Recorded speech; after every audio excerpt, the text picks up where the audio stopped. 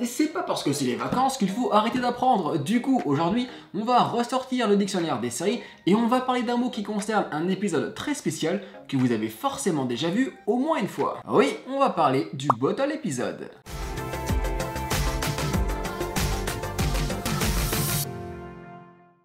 Alors déjà, on va mettre les choses au clair tout de suite. Non, le bottle épisode, que l'on peut traduire par épisode bouteille, n'a absolument rien à voir avec le drinking game. Et pour ceux qui ne savent pas ce qu'est un drinking game, c'est très simple. Il s'agit d'un jeu à boire à base d'alcool que l'on met en place devant une série. En gros, dès que vous voyez un truc cliché ou prévisible dans un épisode, eh bah vous devez boire une gorgée. Bon, c'est ok, on boit une gorgée à chaque fois qu'il y a un personnage à poil dans Game of Thrones. Préparez-vous, dès que Geralt se met à grogner dans The Witcher, on prend un verre. Bon, par contre, attention, ça peut être dangereux, déjà parce que l'alcool c'est à boire avec modération, et en plus, faut bien choisir vos séries, parce que sinon, ça peut mal finir. Bon, on se fait un shot à chaque fois qu'il y a une incohérence ou une facilité scénaristique dans la Casa de Papel.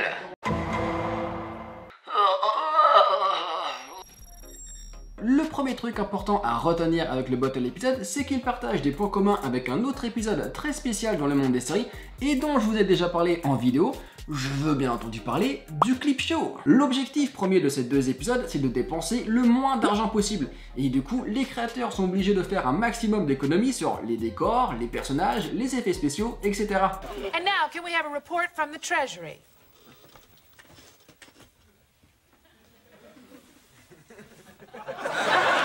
En gros, le bottle épisode, comme le clip show, se passe quasiment exclusivement dans un seul et même lieu déjà connu et utilisé depuis longtemps parce que ça évite de construire de nouveaux décors, ce qui coûte très cher.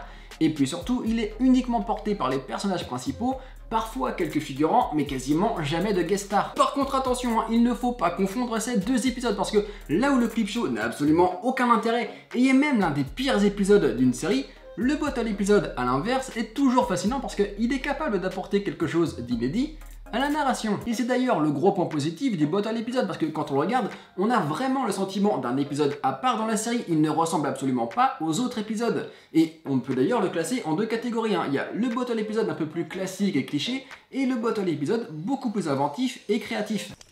J'ai rien compris. Non, ou alors c'est moi, Non, moi non plus, j'ai rien compris. Alors je préfère prévenir, quand je dis qu'un bottle épisode peut être un peu plus classique ou cliché, c'est pas péjoratif, ça veut simplement dire qu'il suit les règles du genre à la lettre, qu'il va pas forcément aller chercher plus loin, et au final c'est même pas dérangeant. Alors déjà, c'est quoi les règles? Et bah comme les créateurs doivent limiter au maximum les décors, ils utilisent toujours deux types d'excuses pour ça. La première, les personnages se retrouvent physiquement enfermés dans une pièce. Ça, c'est par exemple ce que l'on peut voir dans l'épisode Vision Quest de Archer, où les personnages sont coincés dans un ascenseur et doivent attendre une aide extérieure tout en essayant de ne pas s'entretuer alors même que chacun se reproche quelque chose. Attendez une minute.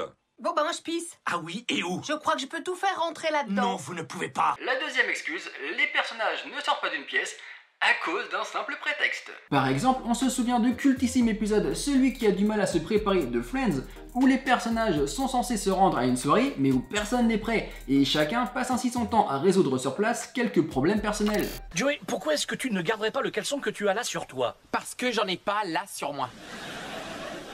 Bon, alors, est-ce que tu as besoin d'en porter un ce soir? C'est un smoking de location, d'accord? J'ai pas envie d'être transformé en élevage de petites bêtes. Et généralement, si vous faites bien attention, vous remarquez que c'est toujours le même schéma qui se produit.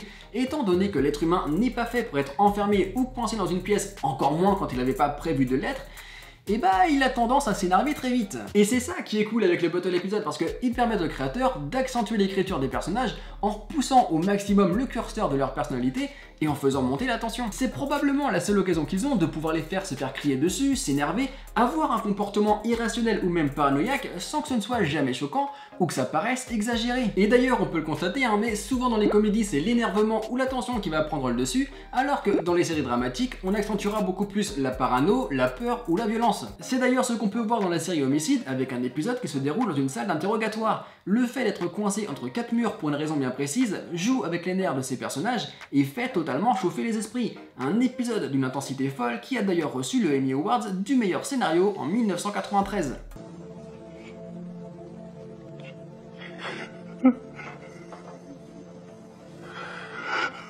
Au final, ce type de bottle épisode est assez simple dans la forme, mais il arrive quand même à nous faire vibrer en nous offrant un ton, une ambiance et une approche des personnages différentes, un petit peu plus accentuées qu'habituellement. Et c'est cool. Mais comme je vous le disais au début de la vidéo, il y a aussi le bottle épisode créatif et inventif. Et là, il y a vraiment deux différences assez notables. La première différence se situe au niveau de l'écriture, parce que étant donné que l'intrigue générale est mise de côté et que tout se déroule quasiment dans une pièce, et bah il n'y a plus de distraction autour et les créateurs n'ont donc plus aucune excuse pour ne pas aller encore plus loin dans l'exploration de la psychologie des personnages. Et grâce à ça, on a le droit à des dialogues encore plus forts et importants à l'écran parce que ce sont eux qui portent réellement l'épisode et surtout à des performances encore plus puissantes de la part des acteurs. Put it down! You put it down first! Scully! For God's sakes, it's me. Mulder, you may not be who you are.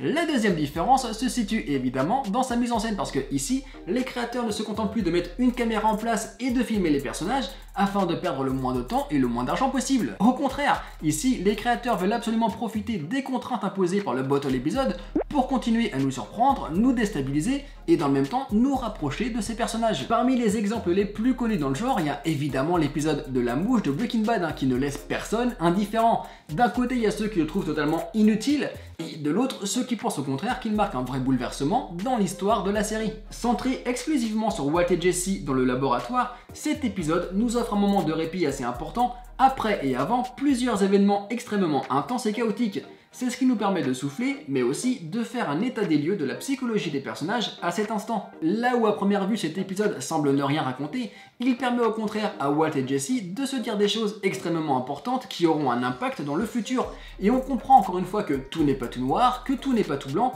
et surtout on retrouve un semblant d'humanité que l'on pensait avoir perdu, ce qui maintient notre attachement à cet univers. Et d'ailleurs, Vince Gilligan, le créateur de Breaking Bad, explique parfaitement à AV Club pourquoi ce genre d'épisode est extrêmement important dans une série.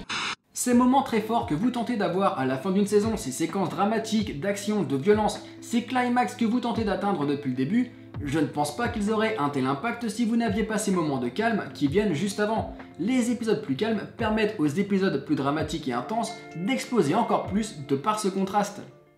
Et parmi les autres épisodes du genre qui jouent parfaitement la carte de l'ambiance détonnante, je vous conseille de regarder Teddy Perkins de la série Atlanta. Clairement, vous n'en ressortirez pas indemne. My father used to say, great things come from great pain.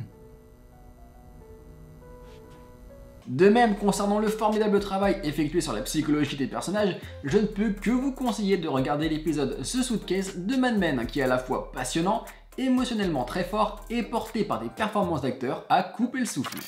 It's your job! I give you money, you give me ideas. And you never say thank you. That's what the money is for! Mais bottle épisode créatif ne veut pas forcément dire sérieux absolu. Et ça, Community l'a bien compris avec son épisode coopératif calligraphie. On assiste ici à une véritable parodie du genre, ce qui est absolument jouissif. Tous les clichés sont abordés et tous les clichés sont détournés. Sauf que c'est pas un épisode qui est là pour se moquer, mais c'est un véritable hommage. Si Abed n'aime pas le genre, I hate bottle episodes. They're wall-to-wall facial expression and emotional nuance. I might as well sit in the corner with a bucket on my head. les scénaristes, eux, font tout pour nous offrir des moments géniaux et mémorables. Et d'ailleurs, les créateurs aiment tellement le concept des bottle épisodes qu'ils l'utilisent plusieurs fois dans la série, notamment avec l'épisode centré sur la partie de Donjons et Dragons, ou, encore plus culte, celui qui donne naissance à la Darkest Timeline. Very nice. Oh, look. Indiana Jones in the Apartment of Perpetual Virginity.